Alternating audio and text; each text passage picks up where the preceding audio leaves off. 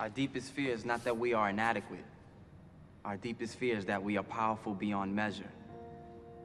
It is our light, not our darkness, that most frightens us. Your playing small does not serve the world. There is nothing enlightened about shrinking so that other people won't feel insecure around you. We were all meant to shine as children do. It's not just in some of us, it's in everyone.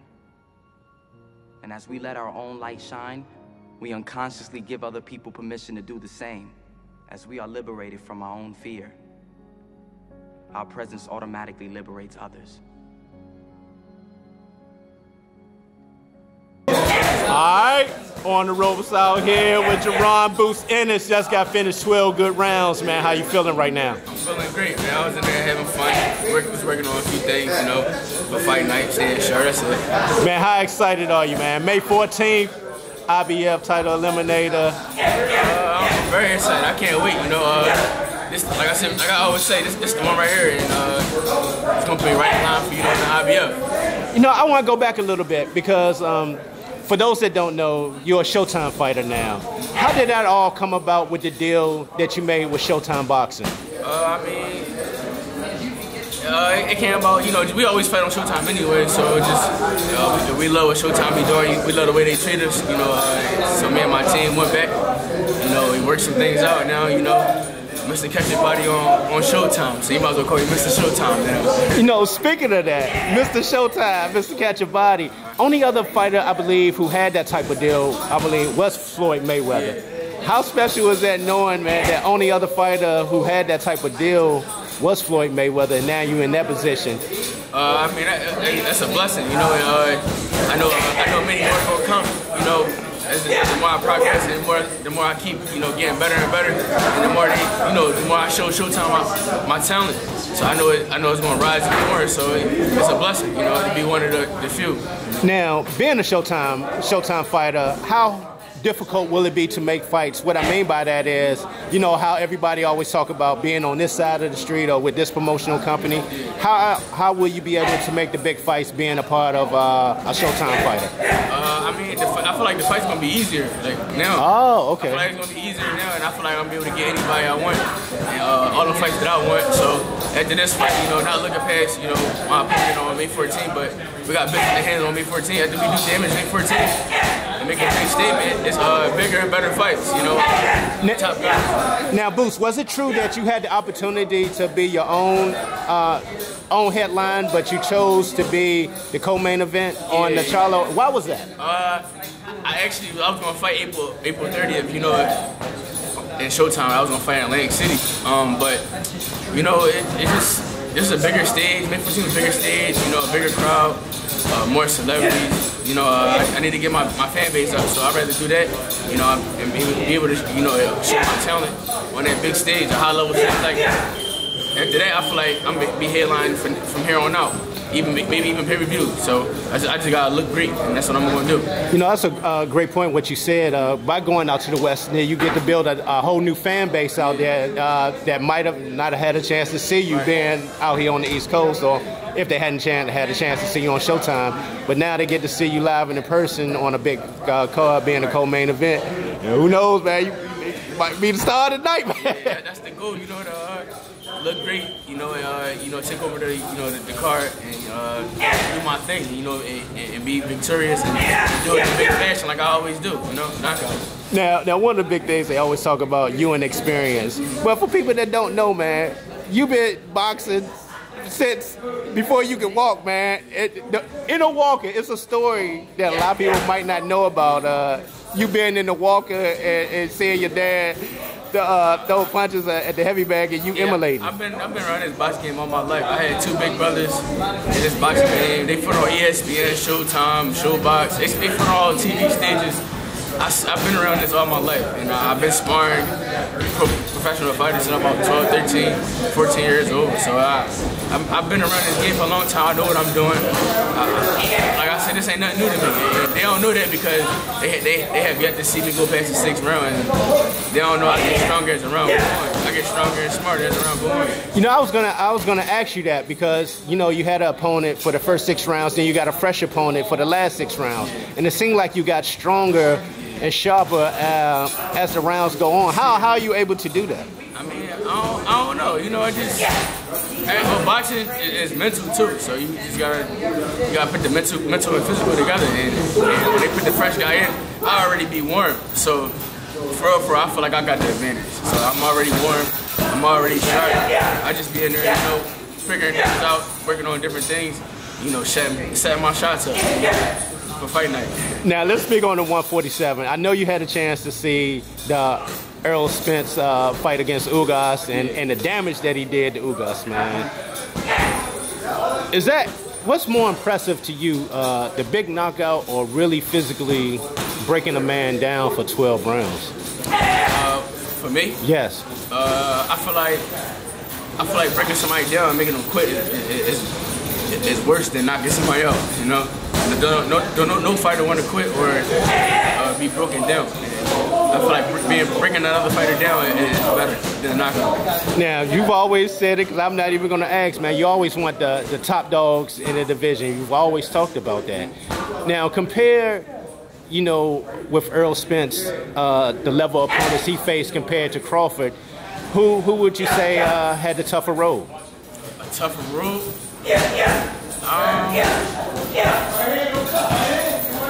I don't know. It's 50-50. They both had a tough road.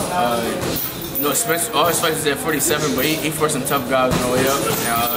Crawford, I think he started at 35. 35, yeah, and so he fought some good guys on the way up too. So you can't really say who had the tougher opponents. I mean, they both, you know, fought great guys. And they both were victorious.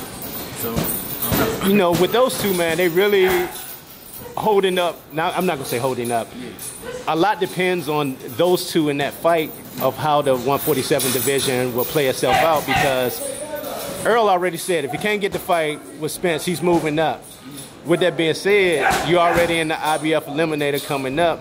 That's going to open doors up next year, would you say, as far as getting a shot at a title if things play out the way they do? If things play out, you know, I feel like I'll be a world champion at the end of the year or beginning of 2023. So I feel like we right there. I think I keep doing my thing, keep looking good, keep, you know, being victorious. We right there. We like one step away.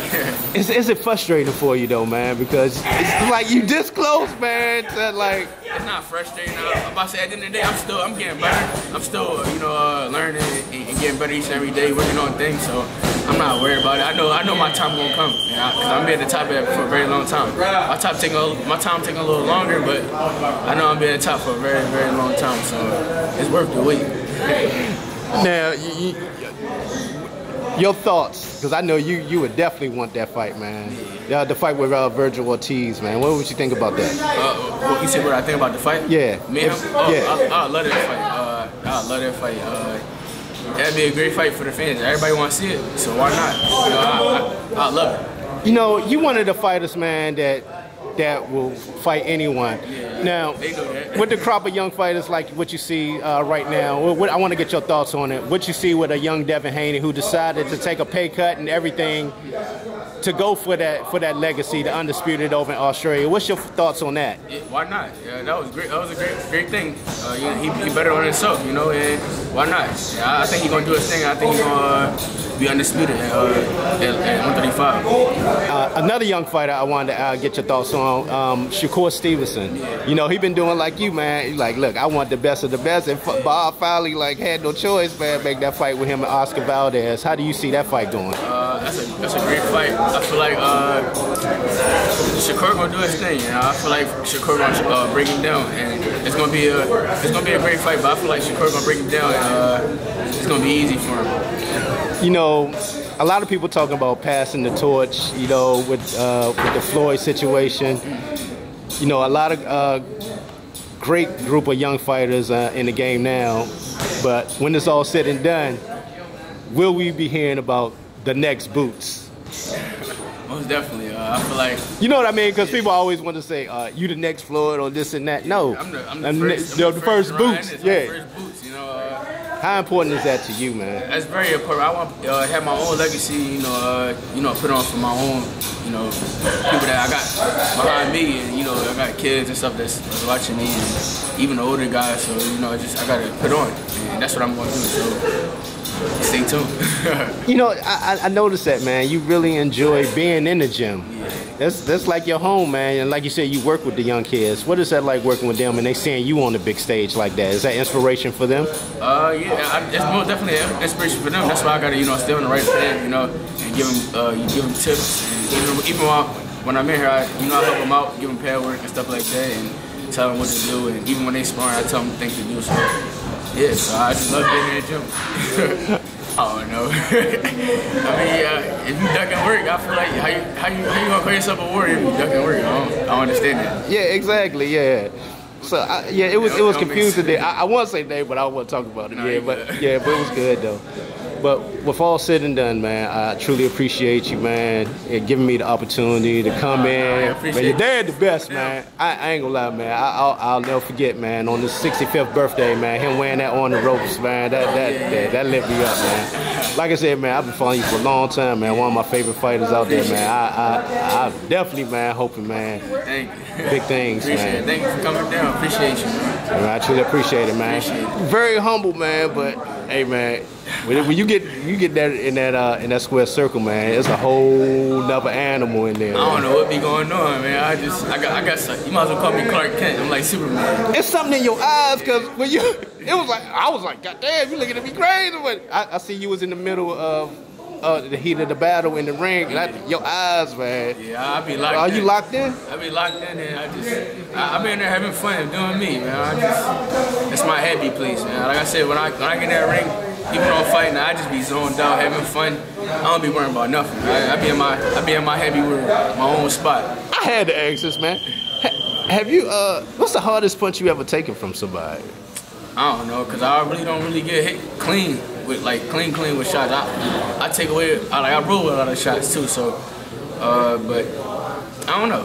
I'm not sure. That's a great point right there, what you said, because I heard the interview with your dad talking about, man, going through the fundamentals, the basics. Yeah. Then the big thing that you were talking about was the defense, teaching defense. I was like, man, that's important. But do you think that's a lost art among young fighters today? Yeah, everybody. I feel like a lot of people don't teach defense. A lot of trainers don't teach defense. That's the first thing my dad teach. When you come here, he's gonna teach you how to step and throw your punches. Then he gonna put you on defense. You ain't doing no sparring probably for like 2, 3, 4 months. So you might not never touch the ring for like 4 months. So my dad he wants you to be sharp on your stance and your defense. And, that's the first thing we teach. Outside of you, man, who do you see being the next young up-and-coming talent out of Philly, man? It's outside of me? Yes. Coming up, I mean, we already got Scooter. He already a world champion, so. Yeah, I'm talking about young, like the young pups that you see coming up in the amateurs, like, hey. Cardo. Oh, man, I just seen him in the ring, man. Christian Cardo, nasty. He did his thing in the ring, man. We got Rasheem Jefferson Jr., you got Quad. You got James Martin, he from Philly. It's a lot of kids. I'm missing. I know I'm missing some people, but it's definitely a lot of killers coming up in Philly. And yeah, stay tuned. Philly about to take over real soon, man. We're gonna have a lot of people. Now, I forgot Tight. Damani Rock. I think he might make a comeback. Tight. You got Tight, Nasty, one of the nastiest heavyweights ever. As long as he focused, nobody would be Tight. Now I know you gonna probably be on the court later. What? The basketball court later. Basketball court? No, not in camp. Oh, you don't do it in camp. In camp, I try to stay away from it. Oh, now do you miss it, man? That you don't get a chance? Because you seem like you ball every night when I was looking at your stuff, man. Before the camp. Before camp, I make sure I play ball a lot. I try to stay sharp on my basketball because I might be in a celebrity game this year again in Jersey, so I'm gonna go over there and do that. So I gotta stay on point. Well, that's what's up, man. I do love playing basketball though. I appreciate it, man. Like I said, I truly appreciate your time today, man. Thank you, appreciate it. There you have it. Shout out to On the Ropes, man. Man, future champion right here, man. Jaron Boost Ennis, man. How far up do you think you can go? Weight? Yeah. Right, 68. 68? Well, that's what's up, man. I'm naturally supposed to be heavy anyway, so yeah, but you look at my pop, you look at my brothers, And you make weight easily, comfortably, man. I'm about to say, I'm down now. My weight coming off real easy, you know. But I know 68 for sure. I'm 68, definitely, maybe 75. 75 might be pushing it. Oh, damn. 75 might be pushing it though. Oh, man. 68. Y'all see me at 68. That'd be my last stop, 68. 68 last stop for Jaron Ennis, man. Truly appreciate your time as always. Thank you. On the ropes. We out.